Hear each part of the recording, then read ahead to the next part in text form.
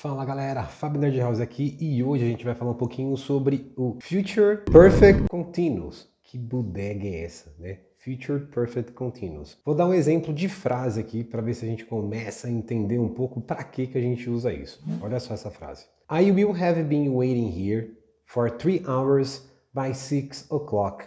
Traduzindo, eu estarei esperando aqui por 3 horas quando for 6 horas da tarde. Did you get it? One more example, um exemplo a mais. By 2001, I will have been living in London for 16 years. Por volta de 2001, eu estarei vivendo em Londres por 16 anos. Dá pra gente brincar um pouco com aquela coisa de atendente de telemarketing, né? Dá contra a gente, né? Mas por que hoje, né, nós temos tantas pessoas que falam assim: eu estarei entrando em contato com você, eu estarei verificando, porque as traduções de todos os livros de telemarketing foram feitas meio que ao pé da letra.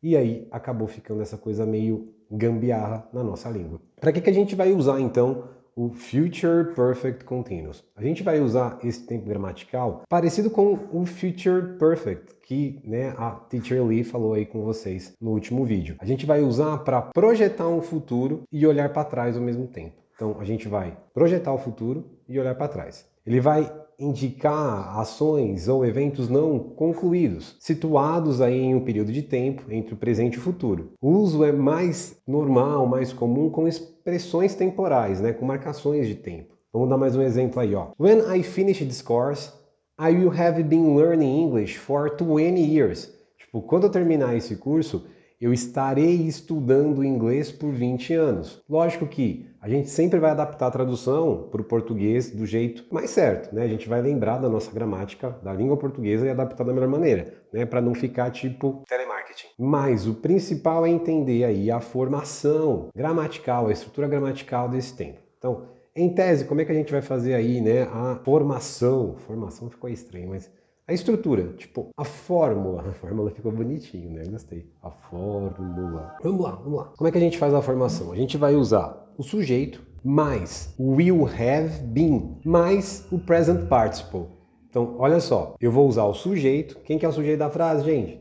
Lembra lá do Joãozinho, né? Joãozinho comeu o chocolate. Quem comeu o chocolate? O Joãozinho. O Joãozinho é que fez a ação. Lembrando que o sujeito pode ser tanto um substantivo próprio, quanto aí um pronome, né? Eu, você, nós, eles, tu, assim por diante. Então, a gente vai usar o sujeito mais o will have been mais o present participle. Tudo bem? Vamos falar outra frase aí, ó. He will have been playing.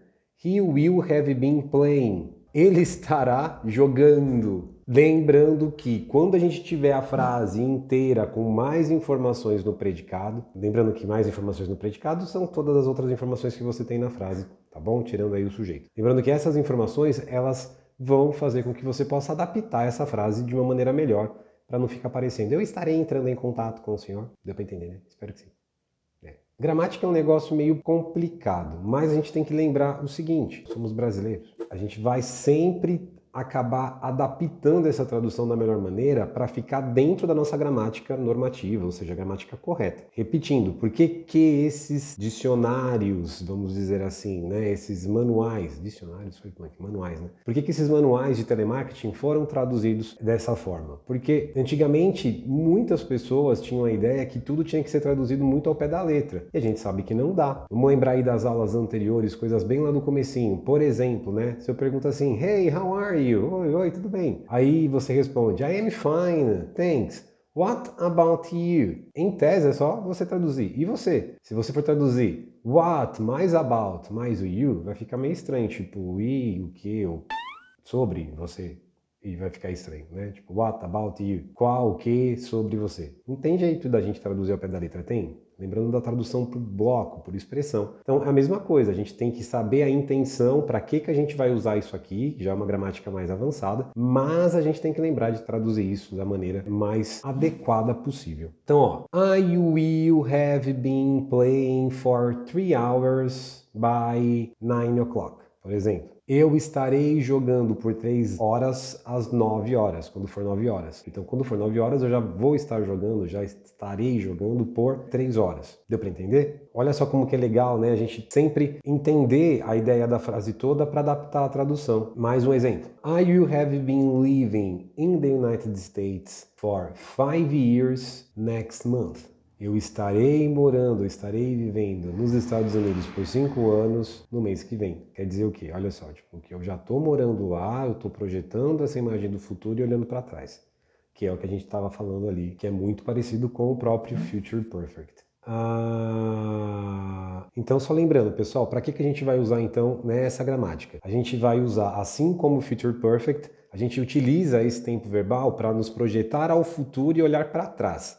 Então, esse tempo verbal ele indica eventos ou ações não concluídos ainda, situados em um período entre o presente e o futuro. E a gente sempre vai usar essa gramática com aí, tá, expressões temporais. Vamos falar mais 2 exemplos aí para a gente encerrar aí a aula. Lembrando que a gente disponibiliza sempre aí para vocês o material para estudar, se você quiser printar, né, fica super fácil. E qualquer dúvida que vocês tiverem depois, é só perguntar aqui para a gente, que a gente vai ter o maior prazer em responder vocês.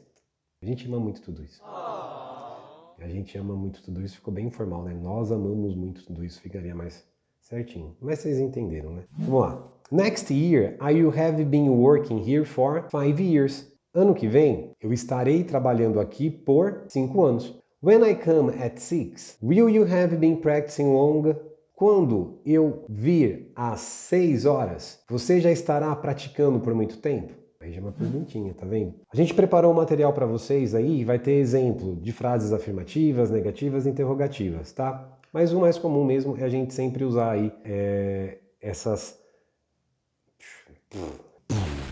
É meio difícil essa gramática, a gente não usa muito, aí a gente fica confuso, sabe? Sabe como é que é essa coisa? Aí na descrição a gente vai deixar para vocês então o arquivo, tá? Quem quiser fazer o download ou simplesmente copiar, colar aí no Word, fazer o que quiser, né? De repente uma apresentação, um slide de PowerPoint, que bonito, né? Vocês podem pegar o material aí para estudar, printar bonitinho, para você poder aí se aperfeiçoar ainda mais na língua inglesa, tá bom? Qualquer dúvida que vocês tiverem, como eu já disse, pessoal, só deixa nos comentários, a gente vai ter o maior prazer em tirar as suas dúvidas. Compartilha o vídeo, segue o canal que ajuda muito a gente aqui, muito mesmo. Seguir o canal ajuda muito de verdade, então, por favor, né, gente, vamos lá, uhul. Se vocês tiverem aí, pessoal, né, algumas ideias específicas de vídeo, vocês querem tirar dúvidas e querem que nós tiremos essas dúvidas de vocês através de vídeos, é só colocar aí também nos comentários que a gente vai fazer o possível para gravar os vídeos sobre, né, a gramática que vocês querem. Lembrando que a gente tem bastante coisa nova de tech chegando também no canal. Se vocês também querem ver aí algum gadget específico, também coloca aí o nome do gadget, o que é, né, um relógio, um smartwatch, celular, o que seja, né, whatever. Deixa aí nos comentários que a gente vai fazer o possível também para trazer para vocês e fazer aí o review